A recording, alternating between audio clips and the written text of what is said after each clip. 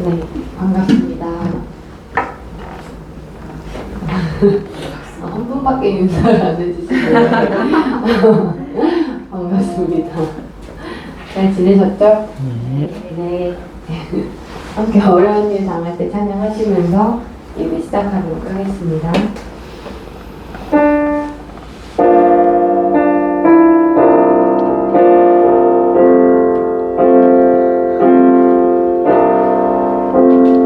어려운 일 당할 때 나의 믿음 적으나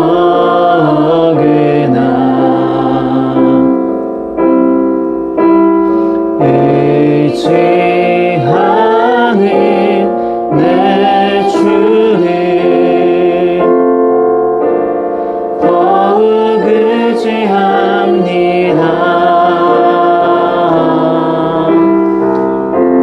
성령께서 내 마음 밝히 비춰주시니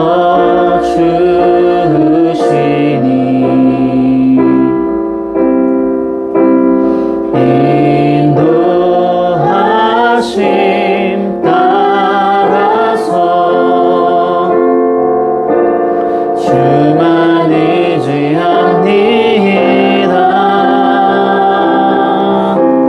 세월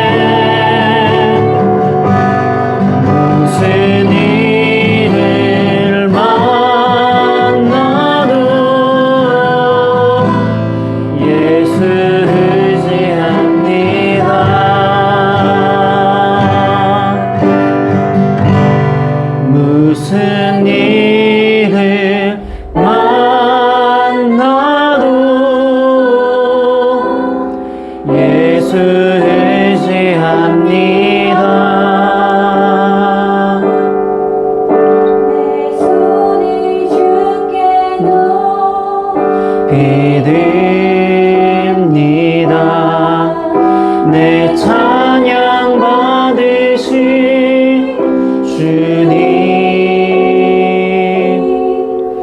내 마음을 주께 완장합니다. 내 찬양 받으신 주님, 내 손을 주께 높이 듭니다. 내 찬양 받으신 주님, 내 마음을 주께 활짝엽니다. 내 찬양 받으신 주님, 슬픔 대신 이런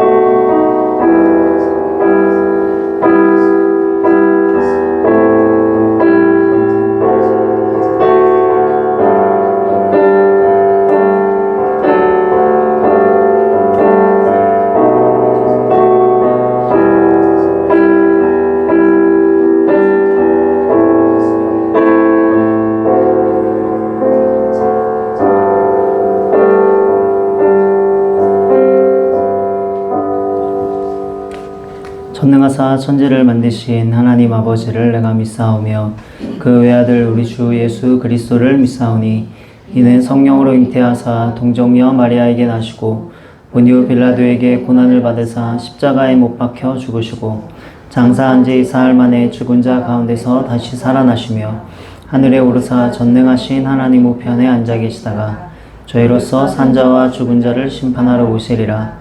성령을 믿사오며 거룩한 공예와 성도가 서로 교통하는 것과 죄를 사하여 주시는 것과 몸이 다시 사는 것과 영원히 사는 것을 믿사옵나이다.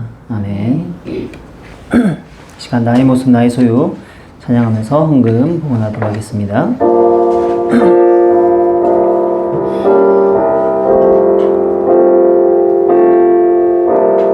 나의 모습 나의 소유 주님 앞에 모두 드립니다. 모든 아픔 모든 기쁨 내 모든 눈물 받아주소서.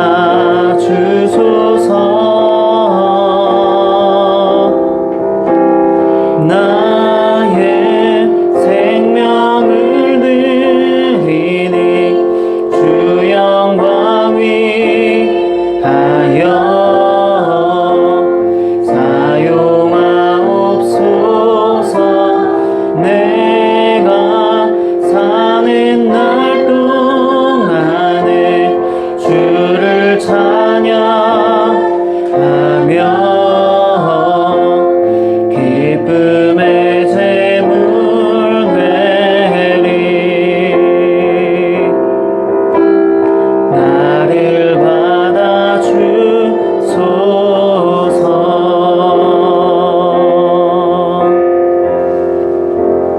사랑의 하나님 아버지, 오늘도 우리를 주의 전으로 부르시고 하나님을 예배하게 하시니 감사합니다. 하나님을 만나는 이 시간 하나님께서 우리에게 은혜를 베풀어 주셔서 하나님을 향한 깊은 사랑의 마음을 가지고 주님 앞에 나아가는 시간 되게 하여 주시옵소서. 그 마음 그대로 준비한 헌금을 드릴 때 하나님 이 물질을 기뻐 받아주시고 또 이 물질을 드리는 것이 또한 하나님을 향한 우리의 믿음과 또 우리의 삶을 담은 신앙의 고백되게 하여 주시옵소서. 또한 드려진 헌금이 주님 나라 역사 위에 귀하게 사용될 수 있도록 하나님 도와주시고 하나님 물질이 닿는 곳곳에서 하나님의 역사가 나타나도록 일하여 주시옵소서. 이 시간 말씀 가운데 함께 나아갈 때 말씀으로 우리를 통치하여 주시고 말씀 가운데 또한 성령이 역사하여 주셔서 우리의 심령과 골수를 찔러 쪼개며 하나님의 뜻하심을 또한 우리 마음 가운데 품게 되는 그런 시간 되도록 역사하여 주시옵소서. 모든 것 주님께 의탁드리오며 모든 말씀 예수님의 이름으로 기도합니다. 아멘. 오늘 말씀 디모데전서 4장 4절 5절 말씀 보겠습니다.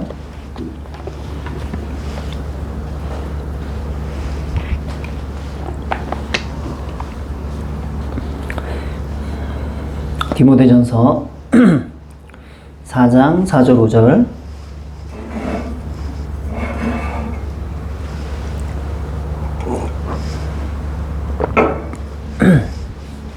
우리 같이 한 목소리로 함께 읽도록 하겠습니다. 시작.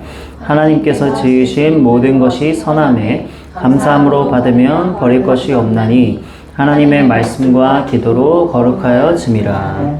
아멘.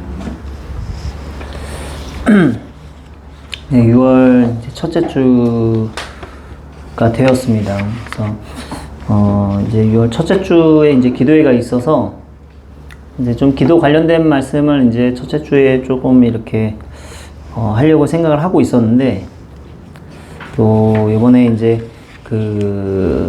기도가 과연 또 어떤 것을 목적으로 하고 있을까 어떤 그 궁극적인 의미들을 생각하다 보니까 그거와 관련된 이야기를 이제 좀 더 하면 좋겠다는 생각을 하게 됐고, 사실 이 이야기는 몇 년 전에 여러분에게 좀 하긴 했어요.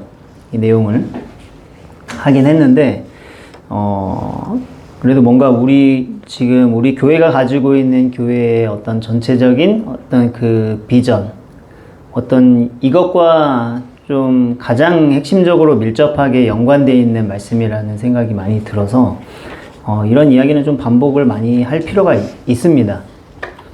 모든 교육학의 핵심이 반복인데 어쨌든 설교도 반복이 좀 필요하죠. 그래서 오늘 이 말씀을 좀 다시 좀 나누려고 하는데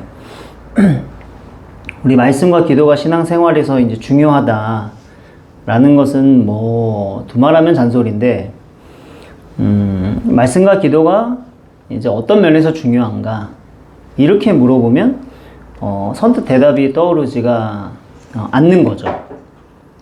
그래서 방금 전에도 말씀드렸지만 기도를 말하려고 하는데 기도가 과연 어떤 것을 목적으로 하고 있는가 라고 했을 때 이제 그것에 대한 이야기가 필요하다는 거죠.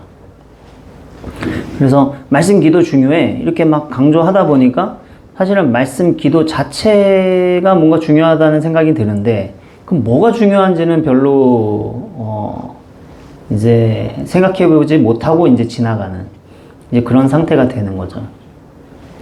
그래서 말씀과 기도를 각각 열심히 하는 것도 중요하겠지만 오늘 여러분에게 드리는 말씀에 있어서의 핵심 요지는 말씀과 기도가 중요하다고 할 때 이 말씀과 기도와 삶이 서로 각각 어울려서 따로 놀지 않게 되는 것 이것이 이제 중요하다는 거죠.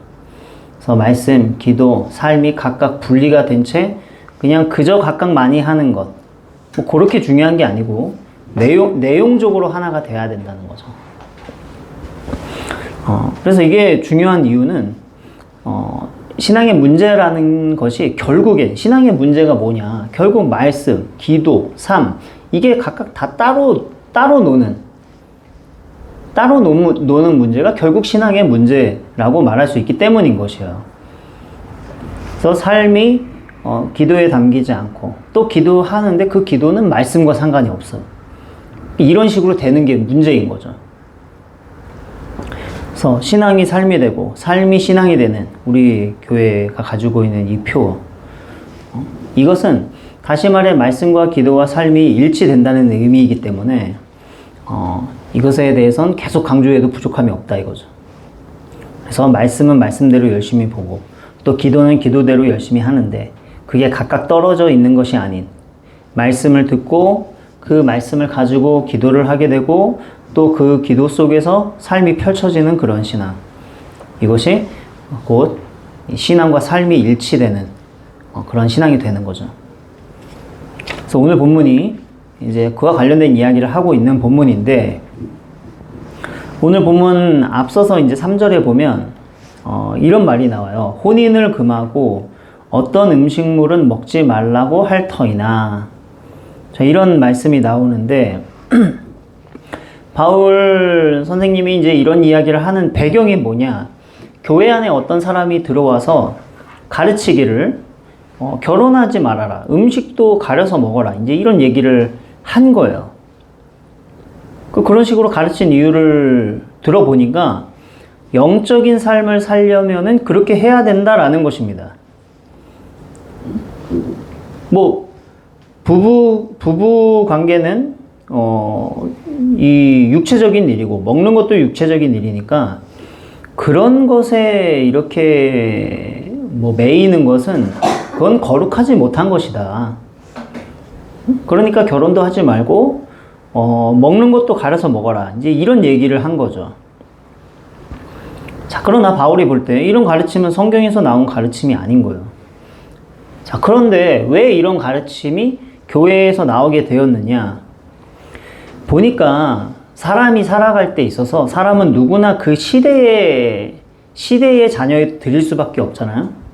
그래서 아무리 뛰어난 사람도 그 시대가 가지고 있는 그 시대적인 사상, 시대의 철학 이런 것들에 영향을 받을 수밖에 없는데 이제 그런 영향을 받으면서 뭐 누구나 다 살아가죠. 모든 그리스도인들이. 하지만 그런 영향을 받는 게 문제가 아니라 그런 영향들을 이제 하나님의 말씀으로 분별하고 이제 걸러서 이제 그렇게 우리들은 생활에 가야 되는데 이 어떤 사람들이 말씀으로 성경으로 세상을 분별하고 걸러서 이렇게 생활을 한 것이 아닌 반대로 당시에 유행하고 있는 그 헬라 철학적인 그런 사상과 철학의 영향을 받아서 그 철학을 배경으로 기독교를 해석해 가기 시작한 거예요. 그래서 헬라 철학에 뭐 이제 그 가장 대표적인 인물이 이제 소크라테스라고 할 수 있을 거고, 그 소크라테스의 이제 제자인 플라톤이라는 사람이 있는데, 이 플라톤 철학이 이제 뭐냐 할 때 영적인 것은 선하고 육적인 것은 악하다, 이제 이런 개념이 있는 거예요. 그래서 그런 개념을 가지고 이제 기독교를 이해하기 시작한 것입니다.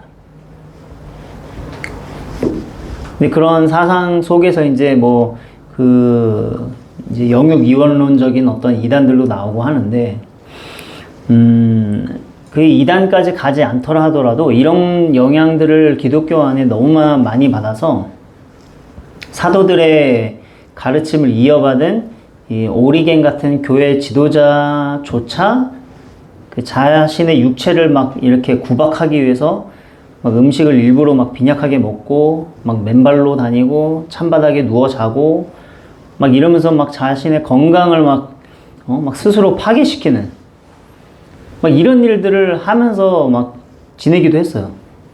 그리고 자신의 어떤 성적인 욕망을 제거하기 위해서 막 불구자가 돼버리고 이런 식으로 막 생활하기도 했다 이거죠. 그러니까 그만큼 이게 영향이 엄청났고요. 이런 영향은 뭐 계속되고 있는 거죠, 사실 지금도. 그래서 오늘날도 뭐 왠지 뭔가 영적인 사람이 되려면은 그 뭔가 몸을 막 힘들게 해야 될 것 같은 막 이제 이런 생각들을 한다 이거죠. 그리고 세상의 모든 일을 막 이렇게 이게 영적인 일이냐 뭐 이렇게 뭐 육적인 일이냐 막 이런 식으로 자꾸 이렇게 구분하려고 하는 이런 식의 태도들도 있어요. 그래서 기도하는 일은 영적인 일일까 육적인 일일까, 뭐 말씀 보는 일, 예배하는 일, 뭐 이런 거는 대체적으로 이제 영적인 일이라 뭐 이렇게 분류가 될 테고, 뭐 밥 먹는 일, 뭐 공부하는 일, 뭐 직장에서 일하는 일, 뭐 운동 경기를 관람하는 일, 뭐 쇼핑하는 일, 뭐 이런 것들은 뭐 왠지 육적인 일인 것 같고, 막 이렇게 이런 생각들을 하면서 산다 이거죠. 그래서 뭐 나름대로 이제 뭐 카테고리를 뭐 분류하기 위해서 영적인 일, 육적인 일 이런 표현 자체를 뭐 쓸 수는 있다 생각하는데, 이 표현 자체가 문제라기보다는 이제 이런 단어에 어떤 의미를 담아서 사용하냐, 영적인 일은 선하고 육적인 일은 악하다, 이런 의미를 담아서 이제 그런 구분들을 하기 시작해 가면은 이제 문제가 되기 시작하는 거죠. 이제 그렇게 되면은 자연스럽게 우리는 매일매일 우리가 할 수밖에 없는 여러 육체적인 어떤 활동들에 대한 편견, 어떤 소홀함, 낮춰봄, 더 나아가서 반감, 이런 것들이 생길 수밖에 없어요. 그래서 기독교인들이 항상 이런 식으로 막 이렇게 이분법적으로 뭔가를 이렇게 보려고 하는 그런 태도를 굉장히 좀 지양을 해야 됩니다.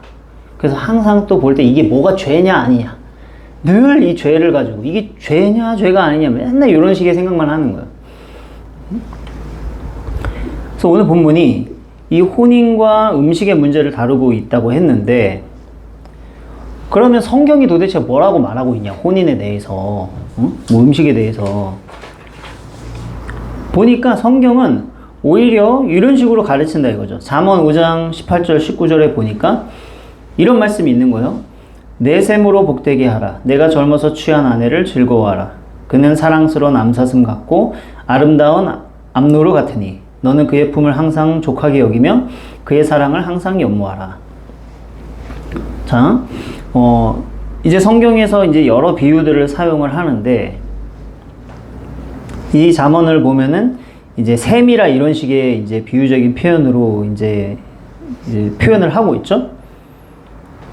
그리고 또 전도서에도 보면은 9장 9절에 보니까 하나님이 해 아래에서 내게 주신 모든 헛된 날에 내가 사랑하는 아내와 함께 즐겁게 살지어다. 그러니까 막 뭐 헛되고 헛되니 막 이런 얘기를 하던 전도서에도 보면은 그 헛된 날에 내가 사랑하는 아내와 함께 즐겁게 살아라. 이런 식의 얘기를 해요.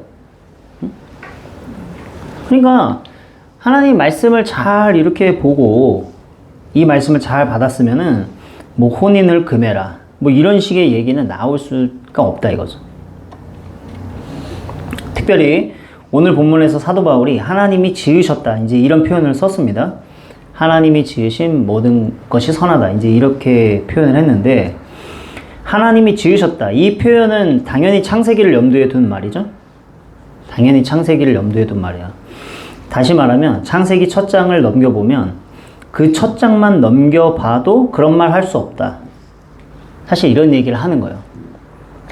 그래서 성경책 첫 페이지를 펼치기만 해도 하나님께서 세상을 지으셨다라는 사실을 누구나 알 수 있고 그렇게 하루하루 하나님이 세상을 창조해 가실 때마다 보시기에 좋았더라가 반복이 되고 심지어 하나님께서 사람을 지으시고 남자와 여자를 창조해서 결혼이라는 제도까지 만드셨다라는 사실이 바로 거기에 나오는데 어떻게 이것을 이 육체적인 것이라고 그렇게 폄하시킬 수 있냐? 금할 수가 있느냐? 이런 얘기를 하고 있고요. 또 그렇게 사람을 지으시고 지면에 씨 맺는 채소와 열매 맺는 풀을 먹을거리로 주셨어요. 먹을거리로 주셨다고요. 음식도 하나님이 주셨고 하나님이 먹으라고 하셨고 결혼과 음식에 대한 모든 것이 성경 첫 장을 펼치기만 해도 나오는데 어떻게 혼인을 금하고 음식을 먹지 말라는 가르침을 할 수 있냐? 이렇게 사도 바울이 반문을 하는 거예요.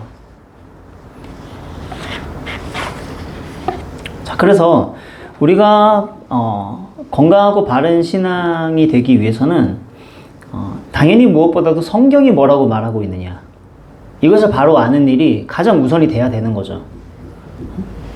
영적 싸움을 싸운다 뭐 이런 얘기 우리가 이제 표현을 많이 하는데 영적 그 전투를 할 때 성경이 표현하고 있는 표현 보면 말씀의 검이 나오지 않습니까? 말씀의 검. 그 말씀으로 싸우는 거예요. 그래서 말씀이 없으면 싸울 수가 없는 거죠. 사실상 방어만 하다 끝나는 거죠. 그 방어만 하다 끝난다는 얘기는 뭐냐면 앞서 예를 든 것처럼 막 육체를 구박하고 막 내 몸을 힘들게 하고 뭐 이런 식의 세상과 자꾸 분리되는 그런 식으로만 싸우는 싸움을 싸우는 거죠. 그러면 이제 엄청나게 애를 쓰는데 사실은 전혀 성경적인 방식이 아니니까 자기 딴에는 막 땀을 뻘뻘 흘리면서 그렇게 애를 써도 고생만 하고 힘들기만 하고 하나님 앞에 가면은 점수가 하나도 채점이 안 돼 있는 채점이 안 되어 있을 뿐만 아니라 오히려 마이너스 날 가능성도 많은 그런 싸움을 싸우는 거예요.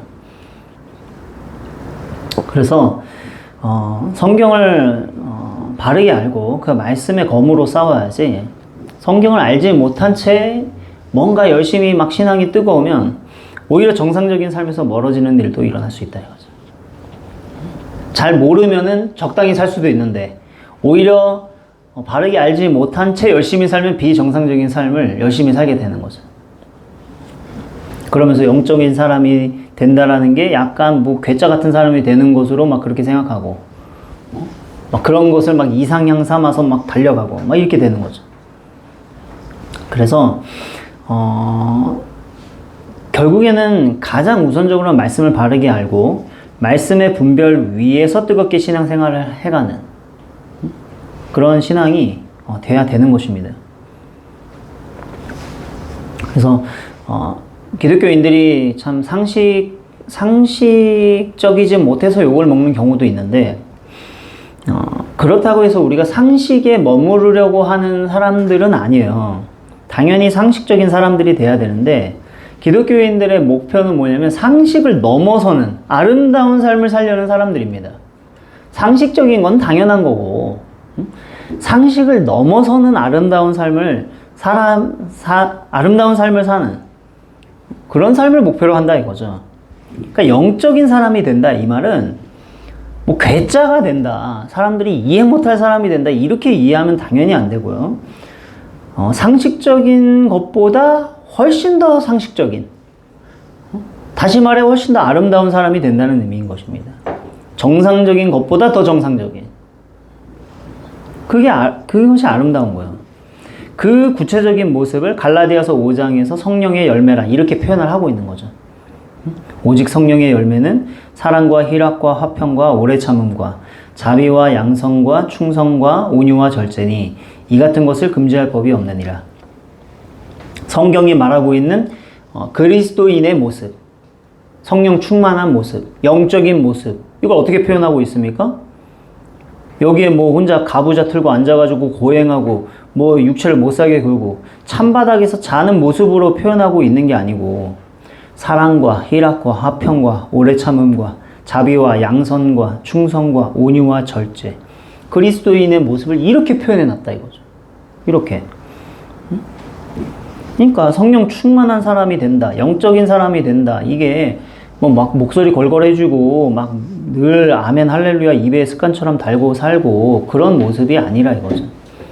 오히려 더 사랑하고 더 화평하고 더 오래 참고 더 자비롭고 더 선하고 더 충성하고 더 온유하고 더 절제하는 이런 모습이야말로 정상을 넘어서는 아름다운 삶, 감동이 있는 모습, 이런 것을 말하는 것이에요. 그래서 이러한 모습을 그냥 뭐 교회에 와서만 어떤 종교적인 행위 속에서만 뭐 그렇게 하는 행위로서가 아니라 자신이 살아가는 그 어느 공간에서든지, 그것이 교회가 됐든 집이 됐든 어디 뭐 직장이 됐든 어디서든지 간에 그렇게 성령이 만들어내는 가치관과 삶의 태도, 이런 것들을 드러내면서 살아가는 것, 이것이 영적인 것이라는 거죠.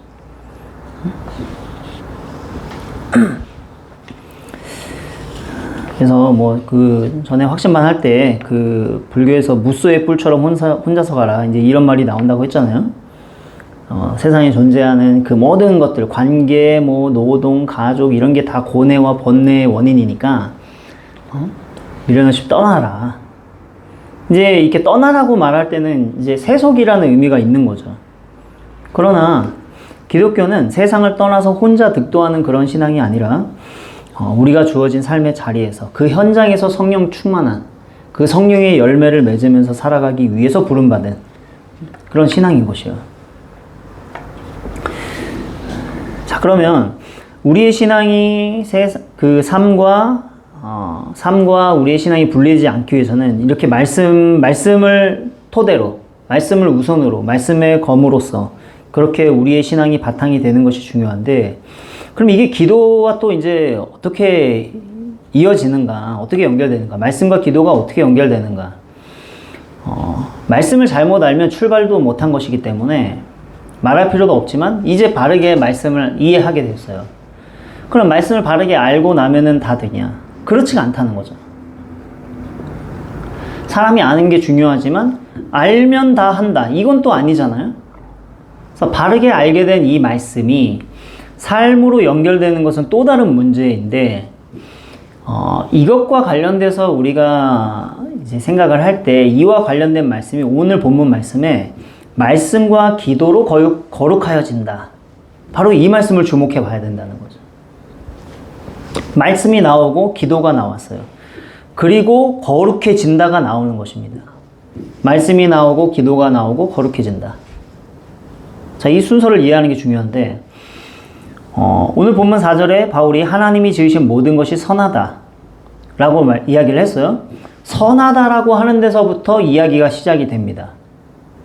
근데 중요한 것은 이 세상에 존재하는 모든 것이 다 선하다 이렇게 말하지 않고 있다는 거예요.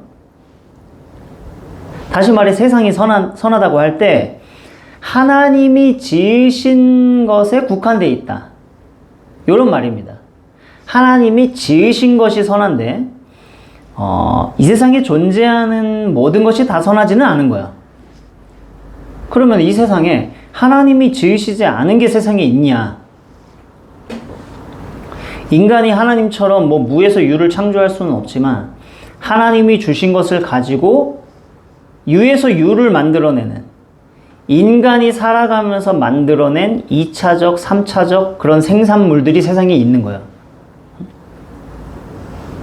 그래서 인간의 활동 속에 뭐 여러 문화 속에 음악도 있고 그림도 있고 뭐 건축도 있고 뭐 놀이도 있고 법도 있고 제도도 있고 뭐 문학도 있고 여러 가지 이제 문화들이 만들어지는데 이런 모든 것들의 원출처는 이제 하나님이라고 할 수 있겠죠. 그래서 원출처가 하나님이라는 점에서 세상의 모든 것들은 본질적으로 선해요. 그러나 인간이 만들어내는 2차적인 생산물들은 다 선하지는 않다 이거죠. 2차적 생산물들. 그래서 뭐 음악이란 것 자체는 선한데 인간이 만들어내는 음악이 다 좋은 것은 아닌 거고, 그림 자체는 선하지만 인간이 만들어내는 모든 그림이 다 좋은 것은 아닌 거고, 법 자체는 좋은 것이지만 인간이 만들어내는 법 중에는 악법도 있고. 그래서 이런 것들이 있다는 거예요. 이렇게 구분할 수 있다는 거죠. 그러니까 왜냐면 거기에 인간의 의도, 사상, 가치관이 이제 담기기 때문인데, 죄로 인해 인간이 가진 이 생각들이 하나님과 상관없는, 오히려 하나님을 대적하는 그러한 생각일 수 있고, 그런 것들이 인간이 만들어내는 2차적인 생산물들, 그런 것들에 담길 수가 있다는 거죠. 그래서 이와 관련된 대표적인 사건이 창세기 11장에 나오는 바벨탑 사건입니다. 건축물을 만드는 것, 아니 탑 쌓는 것 자체가 뭐가 문제가 있겠어요? 탑을 쌓는 것 자체는 잘못된 일이 아닌데, 그 탑을 쌓을 때 이 사람들이 뭐라고 말을 합니까? 하늘에 다 우리 이름을 내고 지면에 흩어짐을 면하자, 이렇게 얘기하죠. 탑을 쌓을 때 거기에 어떤 의도와 사상을 담는 거야. 하늘에 닿아서 우리 이름을 내고 흩어짐을 면하자, 이 자체가 하나님의 뜻에 전면적으로 반기를 드는 사상입니다. 그러니까 하나님께서 바벨탑을 쌓는 사람들의 언어를 혼잡케 하셨을 때, 그것은 왜 탑을 쌓냐? 탑 자체의 행위 자체를 미워하신 게 아닌 거예요. 탑을 쌓는 그 행위에 담긴 사상을 심판하신 것입니다. 자, 그러니까 뭐 결혼도 마찬가지죠. 결혼 자체는 선하지만 이 결혼을 어떤 사상과 어떤 가치관을 가지고 가치관을 그 결혼에 담느냐에 따라서 악한 일이 될 수도 있다 이거죠. 자, 그래서 그러니까 이런 방식으로 우리가 세상을 이렇게 볼 필요가 있는 거예요. 그러니까 술도 아까도 말씀드렸죠. 항상 기독교인들이 술 문제를 다룰 때 술 마시는 게 죄예요, 아니에요? 맨날 그게 죄냐 아니냐. 맨날 이런 방식으로 이제 접근을 하는 거예요. 근데 술도 그 술 자체를 죄라고 말할 수는 없거든요. 술 자체. 아니 그러니까 술이라는 물질 자체가 죄일 수는 없잖아요. 근데 보면은 그럼 뭐가 문제냐? 술도 막 그냥 안 마시고 맨날 뭐 이렇게 꼭 이렇게 막 밀폐된 곳을 만들어 놓고 막 이상한 짓을 하면서 마시고, 그리고 이제 술을 먹고 이제 뭐 행패 부리고 하는 이제 그런 짓들이 이제 문제가 되는 건데, 어쨌든 간에 그렇게 하나님이 세상을 선하게 지으셨지만 이 선한 세상 속에서 사람은 하나님을 경외하는 자세로, 하나님의 뜻을 존중하는 마음으로 그러한 선한 문화들을 만들어낼 수도 있고, 또 다른 방향으로는 하나님을 대적하고 하나님을 미워하는 자세로, 하나님의 뜻을 거스르는 자세로 그런 악한 문화들을 만들어낼 수도 있는 거예요. 자, 그래서 하나님의 말씀과 기도로 거룩하여진다, 이런 이야기를 하는 이유는 결국 그리스도인들이 바르게 신앙생활을 한다라고 하는 그 바른 신앙생활이라는 게 뭐냐 할 때, 그 종교적인 형식을 열심히 이렇게 잘 갖추고 하는 그런 것을 넘어서서 하나님께서 선하게 지으신 세상이지만 또한 타락하여 악하게 될 수 있는, 인간이 악하게 만들어갈 수 있는 이 현실 속에서 어떻게 하면 하나님께서 선하게 지으신 그 창조 의도대로 이 세상의 문화를 선한 의미로서 회복시키며 살아갈 것인가 하는 것이 기독교인이 살아가야 될 바른 신앙의 정의라고 할 수 있는 거예요. 그런 면에서 이것이 중요하다는 거죠. 그리고 하나님께서 창조하신 선한 의도대로 이 세상을 회복시켜 가는 삶, 거기에 바로 말씀과 기도가 관련이 된다는 거죠. 그래서 하나님께서 지으신 모든 것이 선함에 감사함으로 받으면 버릴 것이 없나니 하나님의 말씀과 기도로 거룩하여 짐이라. 자, 감사함으로 받으면 버릴 것이 없다. 자, 이렇게 말씀이 되어 있습니다. 감사함으로 받으면 버릴 것이 없다. 자, 이런 얘기를 왜 하냐? 하나님이 지으신 모든 것이 선하면 그냥 버릴 것이 없어야 되는데 감사함으로 받아야만 버릴 것이 없게 되는 거예요. 그러면 감사함으로 받는다는 게 뭔지를 이해해야 되겠죠? 그럼 감사함으로 받는다는 것이 뭐냐면 감사 기도하고 밥 먹고 이런 걸 말하는 게 아니고 하나님께서 지으신 세상은 선하고 이 선한 것들을 우리에게 선물로 주셨다는 점에서 근원적으로 우리는 이 세상에 존재하는 것들에 대해서 하나님께 감사해야 되겠죠. 그러나 감사하면서 그냥 아무렇게나 살면 되는 게 아니라 지금 우리에게는 선물로 주신 이 좋은 세상 안에서 어떻게 살아가야 하는지를 그리스도인으로서 진지하게 생각하는 태도가 필요하게 돼버린 거예요. 인간이 타락한 이후에는 하나님이 세상을 선하게 지으셨지만 인간이 타락해서 인간의 타락의 영향으로 안 좋은 2차 저작물들, 생산물들이 만들어질 수 있는 이 세상 속에서 하나님이 세상을 선하게 지으셨다고 해가지고 그냥 모든 것을 다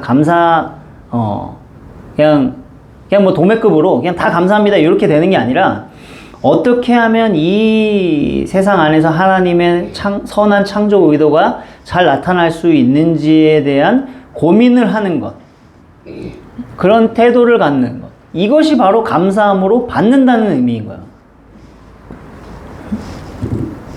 그런 태도가 우리에게는 이제는 필요하다는 거죠. 그래서 누가 나에게 뭐 옷을 선물해 줬다고 해봐요. 근데 그걸 입지도 않고 막 집에서 걸레로 써요. 그러면 그 선물 준 사람 완전 무시하는 거 아닙니까? 그러면 그 옷을 감사함으로 받는다는 얘기는 어떤 의미겠습니까? 아, 이 옷을 언제 어떻게 입을까? 이렇게 생각을 하면서 가장 적절한 때, 가장 이 옷이 어울리는 그때 그것을 딱 입으면 그게 바로 그 선물을 준 사람에게 내가 감사함으로 받는 행위가 되는 거죠. 그 마찬가지인 거예요. 하나님께서 이 선한 세상을 우리에게 선물로 주셨어요. 그러니까 감사함으로 받는다는 얘기는 이 세상이라는 하나님이 주신 선물이 우리에게 어떤 용도로 사용돼야 되는지, 어떤 의미가 담겨야 하는지, 어떻게 이것이 이 세상에 펼쳐질 때 가장 적절한지를 생각하는 것. 이게 바로 이 창조 세계를 감사함으로 받는다는 것입니다. 그리고 이런 과정을 우리가 반드시 해야 된다는 거예요. 왜냐하면 앞서 말씀드렸듯이 인간의 죄로 인해 이 세상에 타락한 문화들이 생겨나기 때문에 감사함으로 받는 행위를 하지 않으면 이 세상에 하나님의 의도와는 상관없는 그런 타락한 문화들이 막 생겨나게 되기 때문에 감사함으로 받아야 된다는 거죠. 그래서 사도 바울이 감사함으로 받아야 된다. 하나님이 너 선물 주셨잖아. 이 세상이라는 선물 너에게 주셨잖아. 너 이거 감사함으로 받아야지. 감사함으로 받아야 돼. 이런 얘기를 하는 거예요. 그리고 그러면 그것과 관련돼서 어떻게 감사함으로 받을 거냐? 그것과 관련돼서 다음 구절에 말씀과 기도가 따라오는 거예요. 감사함으로 받는 행위를 어떻게 구체적으로 할 거냐? 그걸 풀어서 설명한 게 바로 말씀과 기도로 거룩하여진다. 이 말씀인 것입니다. 자, 어떤 사람들이 교회 안에 들어와서 결혼하지 마. 야, 그거 악한 거야. 그렇게 가르쳤다고 했어요. 그러나 성경을 보니까 성경에는 결혼을 하나님이 지으신 것이기 때문에 악하다는 얘기가 없는데? 악하다는 얘기가 없어. 오히려 선한 것이라고 말해. 자, 그러면 선한 것이니까 그냥 하면 되나? 세상이 타락하지 않았으면 그냥 결혼하면 돼버렸을 텐데 세상이 타락했어요. 그러니까 지금은 결혼을 할 때 결혼은 선한 거야. 그렇게 생각하는 것까지는 좋은데 그냥 거기서 끝내버리면 안 된다 이거죠. 결혼을 감사함으로 받는 일이 필요한 거예요. 결혼을 감사함으로 받는 일. 결혼 예식에 감사기도 넣는 정도가 아니고 결혼이라는 것을 선물로 주신 하나님께 감사하면서 하나님께서 결혼에 담으신 의도를 따라서 결혼의 의미를 생각하는 일, 이런 것이 필요하다는 거죠. 그래서 결혼에 대해 감사하지만 인간의 타락으로 인해서 결혼 안에 어떠한 것들이 어떤 악한 것들이 자리할 수 있는지를 생각하면서 이 결혼 안에 내가 어떤 가치관과 어떤 마음과 어떤 태도와 어떤 삶을 담아야 할지를 말씀 속에서 살펴가면서 이 말씀의 뜻이 이루어지기를 품고 기도하는 일이 있을 때 이 결혼이 거룩하게 된다라는 것입니다.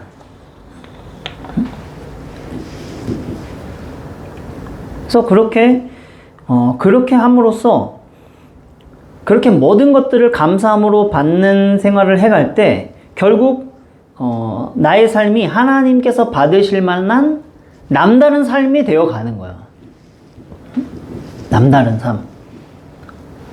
그 남다르다는 얘기는 뭐 스페셜하다 이런 의미라기보다는 그 사람의 삶에서 그 사람의 삶이 하나님이 원래 지으신 그 창조 그대로 바르게 사용이 되고 있다는 것입니다. 적절하게.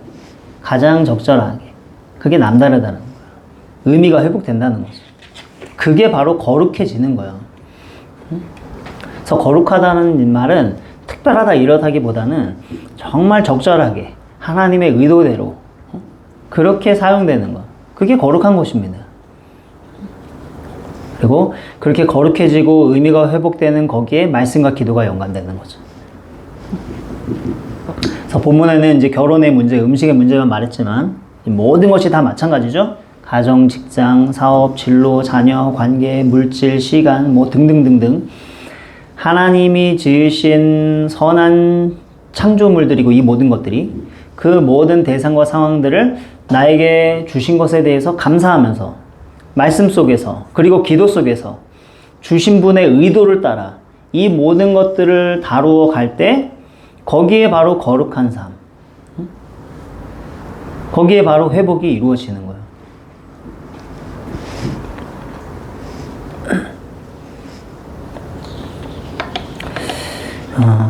자, 그러면 말씀과 기도가 우리의 삶을 거룩하게 하는 데 있어서 어떤 역할을 하길래 이게 말씀과 기도라는 방식으로 결국 우리의 삶이 거룩하게 되는가 할 때 말씀은 이 세상과 인간의 모든 것에 대한 가르침이 되겠죠? 하나님에 대해서, 구원에 대해서 가르칠 뿐만 아니라 이 세상이 무엇인지, 구원받은 성도들의 삶이 어떠해야 할 것인지에 이르기까지 말씀은 이 세상 모든 것에 대한 설명서예요. 거기에는 인간의 뭐 성도 있고 음식에 대한 것도 있고 뭐 물질, 뭐 부동산, 재판, 교육, 가정, 부부, 자녀, 뭐 노사 등등 인간 삶에 뭐 정말 모든 영역을 다루고 있어요. 물론 성경이 뭐 사회에 일어나는 뭐 디테일한 상황 전부를 다 다루고 있지는 않지만 그럼에도 불구하고 이 거대한 원리, 하나님이라는 이 진리에서 파생되는 우리의 삶의 거대한 원리를 이렇게 가르쳐 줍니다.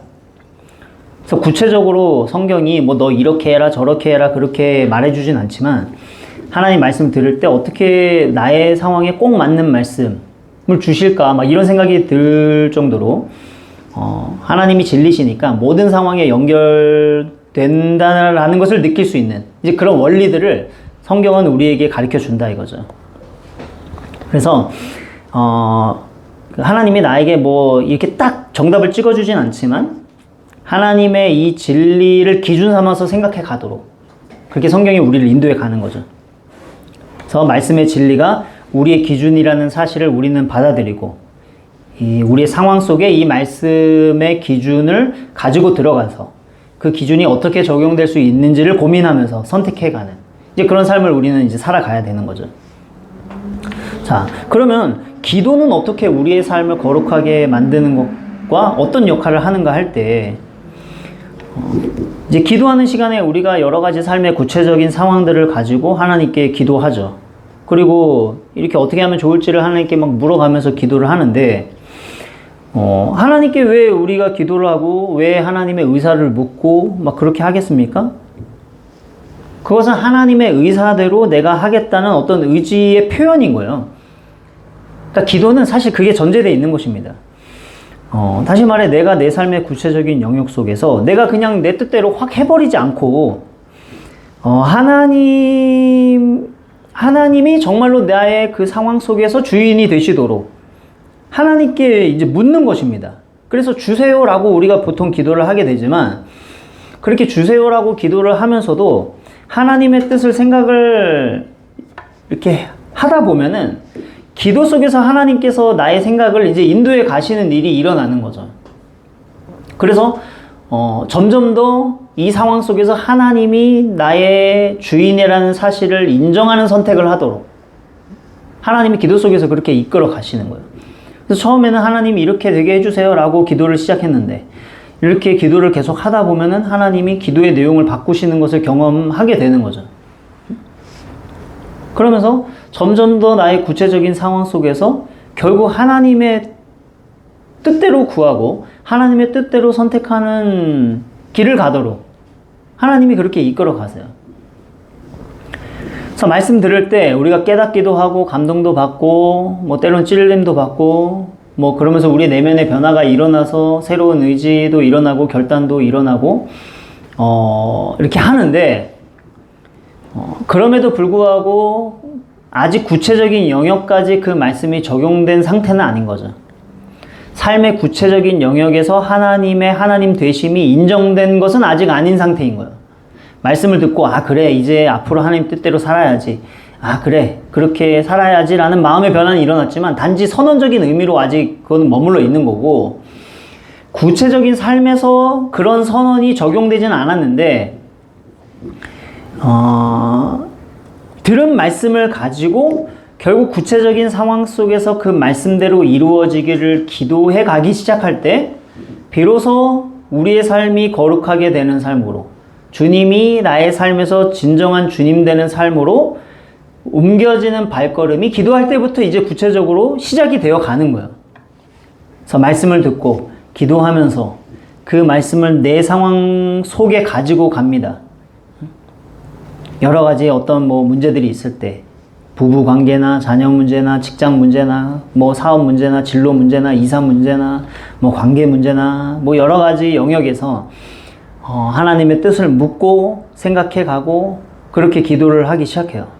그러면 하나님께서 기도 속에서 우리의 마음을 인도해 가시는데, 그러면서 마침내 내가 물어본 그 삶의 지점에서 하나님이 하나님 되게 하는 선택을 하도록 나의 생각과 나의 가치와 나의 태도, 이런 모든 것들을 살피게 하시고, 그러면서 어떤 선택을 하는 것이 좋을지를 우리로 하여금 끊임없이 보게 하면서 우리를 이끌어 가신다 이거죠.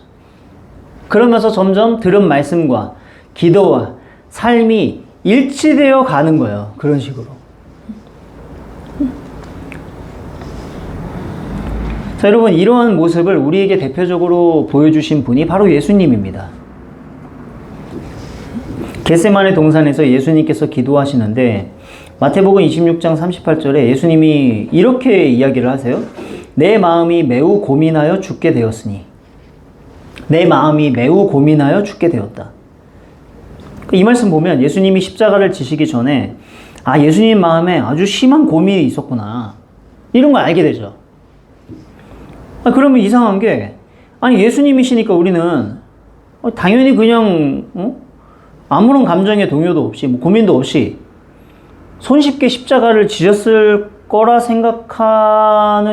생각하게 되지만 그렇지 않았다는 거죠. 예수님 십자가를 지시러 이 땅에 오셨다면서요. 근데 왜 이런 고민이 있었다는 게 이게 이상한 거예요. 근데 심한 고민의 과정이 있었고 심지어 죽을 정도의 고민이었다. 예수님이 이렇게 고백하고 있죠. 그래서 이러한 고민 속에서 예수님 기도하실 때 누가복음에 보면 예수님께서 힘쓰고 애써 더욱 간절히 기도하셨다 이렇게 표현되어 있고요. 땀이 땅에 떨어지는 핏방울같이 될 정도로 기도하셨다 이렇게 되어 있습니다. 극심한 어떤 사투 가운데 기도하셨다는 거죠. 그래서 마태복음 26장 39절에도 아버지여 할만하시거든 이 잔을 내게서 지나가게 하옵소서. 아니 예수님 십자가를 지러 이 땅에 오셨다고 했는데 할만하시거든 이 잔을 내게서 지나가게 해달라고 기도를 했어요. 그러니까 다른 방식으로 하나님의 뜻을 이룰 수 있다면 그렇게 해주시고 십자가는 아니기를 바랍니다. 뭐 이렇게 기도하신 거죠. 그렇게 기도하셨는데 여러분 예수님의 기도가 나중에 어떻게 됩니까? 결국에는 그러나 나의 원대로 마시옵고 아버지의 원대로 되기를 원하나이다. 기도가 그렇게 맞춰지죠. 그러니까 이 상황이 우리가 얼핏 생각하면 이해가 안 될 수가 있어요. 아니 처음부터 십자가 지기 위해서 오신 분이 왜 이렇게 고민을 하고 이 잔을 지나가게 해달라고 막 기도하고 예수님 마음에 뭔가 불순종할 마음이 있으셨나? 근데 그게 아닌 거예요. 십자가의 문제를 놓고 하나님께 기도하신 거죠. 기도하시는데 십자가에 대한 예수님의 뜻이 지나가는 것이었던 이유는 불순종하고 싶어서가 아니라 예수님께서 십자가에서 경험하게 될 이제 고통의 크기라는 게 사실 우리가 생각하는 어떤 예수님이 받으신 어떤 육체적인 고통 이런 거 생각하는데 예수님이 느끼시는 고통은 그 정도 수준이 아니기 때문이에요. 예수님만이 아시고 예수님만이 느낄 수 있는 하나님과의 어떤 무한한 단절의 고통 이런 것들은 예수님만 아시거든요.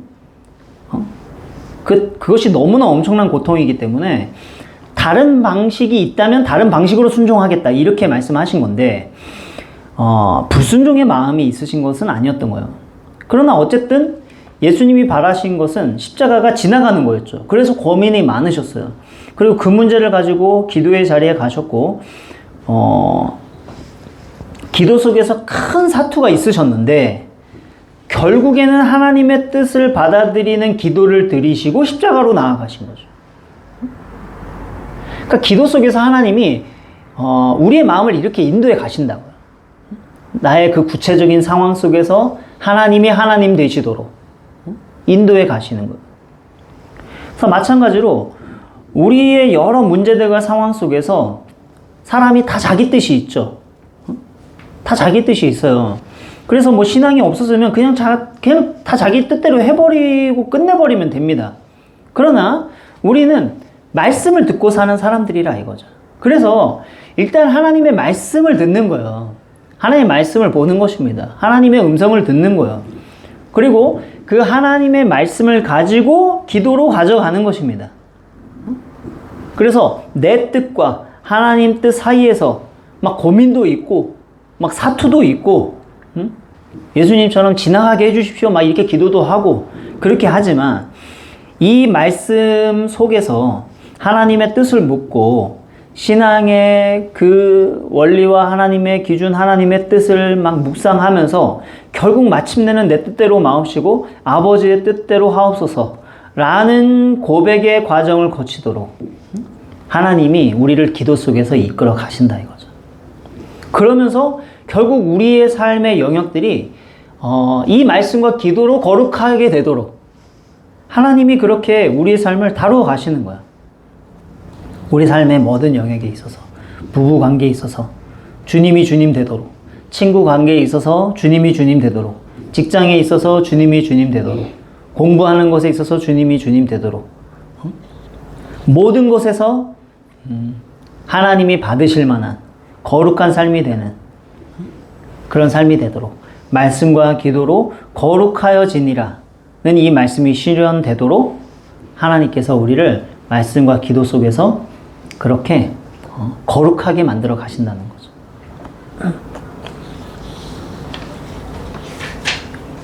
그래서 여러분 신앙의 문제는 처음 말씀드렸듯이 말씀과 기도와 삶이 따로 노는 문제라고 했어요. 말씀 읽습니다. 말씀 들어요. 기도도 합니다. 그런데 말씀과 기도가 다 따로 노는 거예요. 그래서 여러분, 우리 한국 교회만큼 뭐 말씀 많이 듣는 나라가 어디 있고, 새벽 기도 나와서 말씀 듣고, 수요 예배 나와서 말씀 듣고, 금요 절화 나와서 말씀 듣고, 주일 예배 1부, 2부, 3부, 오후 예배까지 말씀 듣고, 외국에서 이렇게 예배 드리는 나라 있나요? 없어요. 우리나라밖에 없어요. 근데 또 한국 교회만큼 또 기도 많이 하는 나라 없죠. 근데 신앙이 사회에서 이렇게 급속도로 외면을 받는 것도 놀라운 거예요. 도대체 왜 이런 현상이 벌어지냐. 많이 듣는데 내용은 남아있지 않고, 기도를 많이 하는데 늘 뭐 주시옵소서만 있고, 아버지의 뜻대로 원하나이다는 없는. 그래서 뭐 아예 말씀을 아예 말씀도 안 듣고 뭐 아예 기도 안 하는 것보다는 낫겠지만, 우리의 신앙이 진정 거룩한 삶이 되기 위해서는 우리의 말씀과 기도와 삶이 유기적으로 통일되어 있는가, 이것을 우리가 돌아봐야 하는 것입니다. 그래서 여러분, 말씀 마치면서 우리의 삶과 또 이 세상이 하나님이 지으신 선한 의도대로 그렇게 거룩하게 되어서 하나님께 다시 드려지기 위해서 말씀과 기도와 삶을 연결해가는, 그래서 말씀과 기도가 삶이 될 때까지 그렇게 하나님이 주신 세상의 이 선물들을 감사함으로 받아가는 그런 신앙생활을 하는 우리 모두가 되기를 바랍니다. 그러기 위해서 말씀을 잘 듣고 바르게 알 뿐만 아니라 그 모든 말씀을 나의 상황 속에 가지고 들어와서 내가 어떻게 하기를 바라시는지 하나님의 뜻을 묻고, 그래서 하나님이 나의 모든 삶 속에서 하나님이 되시도록, 하나님이 나에게 선물로 주신 이것들이 하나님의 의도대로 그렇게 가장 적절하게, 가장 유용하게 그렇게 지금 펼쳐지고 있는지를 우리가 살피는 우리 모두가 다 되기를 바랍니다.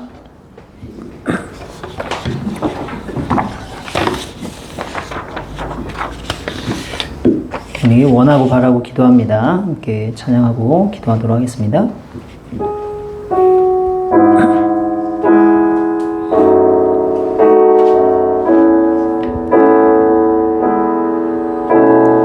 이 세상을 살아가는 동안에 나의 힘을 의지할 수 없으니 기도하고 낙심하지 말 것은 주께서 참 소망이 되심이라. 주의 길을 걸어가는 동안에 세상의 것 의지할 수 없으니 감사하고 낙심하지 말 것은 주께서 참 기쁨이 되심이라. 하나님의 꿈이 나의 비전이 되고 예수님의 성품이 나의 인격이 되고 성령님의 권능이 나의 능력이 되길 원하고 바라고 기도합니. 하나님의 꿈이 나의 비전이 되고 예수님의 성품이 나의 인격이 되고 성령님의 권능이 나의 능력이 되길 원하고 바라고 기도합니다. 이 시간 우리 함께 기도하도록 하겠습니다. 하나님께서 정말 이 선한 세상을 우리에게 선물로 그렇게 주셨습니다. 우리가 세상에서 누릴 수 있는 이 많은 것들 우리에게 하나님께서 누리라고 그렇게 주셨는데 그러나 인간의 또 타락 이후로 그냥 인간의 그 악함이 하나님이 주신 선한 세상 속에 악한 것으로 나타날 수 있는 이 현실 속에서 감사함으로 받는 일이 우리에게는 꼭 필요하다고 했습니다. 그래서 하나님이 주신 것들 우리가 감사히 받는 그냥 좋다고 그냥 즐기기만 하는 것이 아닌 하나님의 뜻 안에서 이것을 감사함으로 받아가는 과정을 우리가 또 거칠 수 있는 그런 신앙이 되도록 기도했으면 좋겠습니다. 그래서 하나님의 말씀을 통해서 하나님의 뜻이 어디에 있는지를 살피고 또 기도를 통해서 나의 뜻이 아닌 하나님의 의도와 하나님의 마음이 나의 모든 생활의 그 곳곳에 영역 속에 담길 수 있도록 그렇게 기도하는 과정을 통해서 나의 삶이 정말 말씀과 기도와 분리되지 않는 그런 거룩한 삶, 남다른 삶, 하나님이 주신 선한 의도대로 가장 적절하게 사용되는 그렇게 나타나는 삶, 결국 성령의 9가지 열매가 풍성하게 나타나는 정말 그러한 삶이 되게 해달라고 우리의 신앙이 말씀과 기도와 삶이 일치가 되는 그런 신앙 되도록 우리 다 같이 말씀 가지고 함께 기도하도록 하겠습니다. 기도하겠습니다. 사랑의 하나님 아버지 은혜를 감사합니다. 하나님이 지으신 모든 것이 선함에 말씀과 기도로 거룩하여 진다라고 말씀하신 사도 바울의 이 가르침을 우리가 꼭 기억하며 살아가기를 원합니다. 그저 이분법적인 그런 태도로 정말 뭐가 영적인 것이 육적인 것인지를 늘 구분해 가면서 한쪽을 폄하시키고 그렇게 천박하게 여기며 또 영적인 것을 행하고 있는 자신에 대한 그러한 잘못된 자부심으로 하나님 그렇게 살아가는 이분법적인 태도가 아니라 하나님이 주신 이 세상의 많은 것들을 정말 기쁨으로 정말 즐기고 누리되 이 모든 것에 하나님의 뜻이 담기도록 감사함으로 받아가는 우리들이 되게 하여 주시옵소서.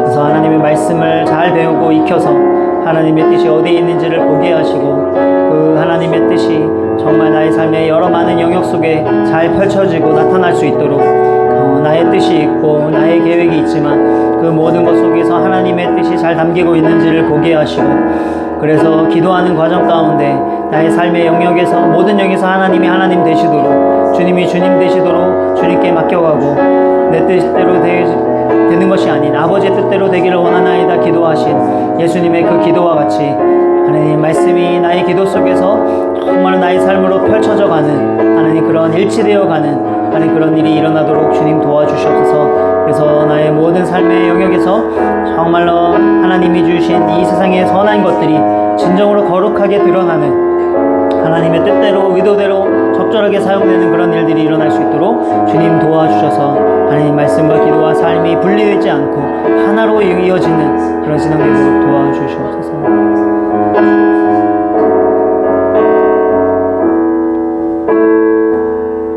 사랑의 하나님 아버지, 우리의 말씀 생활과 기도 생활이 그저 각자 따로따로 떨어져서 그냥 말씀을 말씀대로 많이 보고 기도는 기도대로 많이 하는 그런 방식으로 되어지는 그러한 신앙이 아니라 말씀과 기도와 삶이 하나로 일치되어 가는 그런 신앙이 될 수 있도록 도와주시옵소서.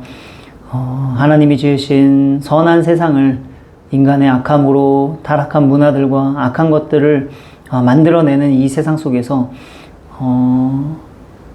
하나님이 주신 이 세상을 감사함으로 받아가는 그런 우리 모두가 되게 하여 주시옵소서.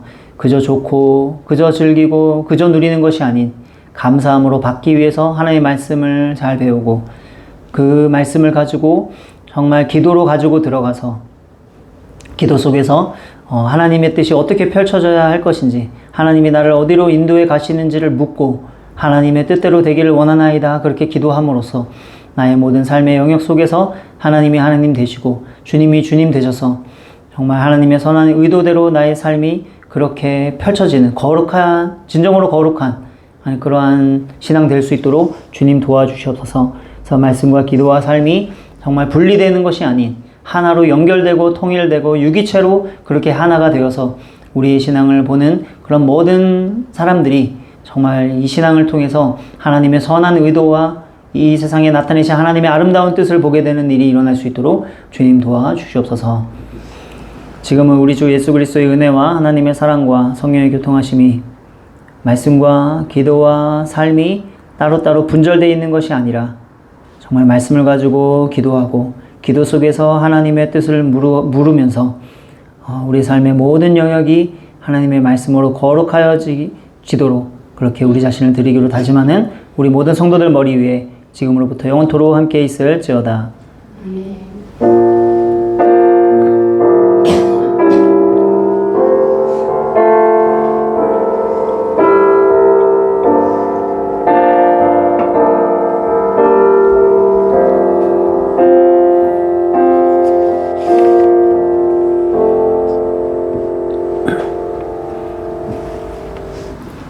네, 교회 소식 전해드리겠습니다. 오늘 이제 예배 후에 우리 6월달 공동체 기도회가 있습니다.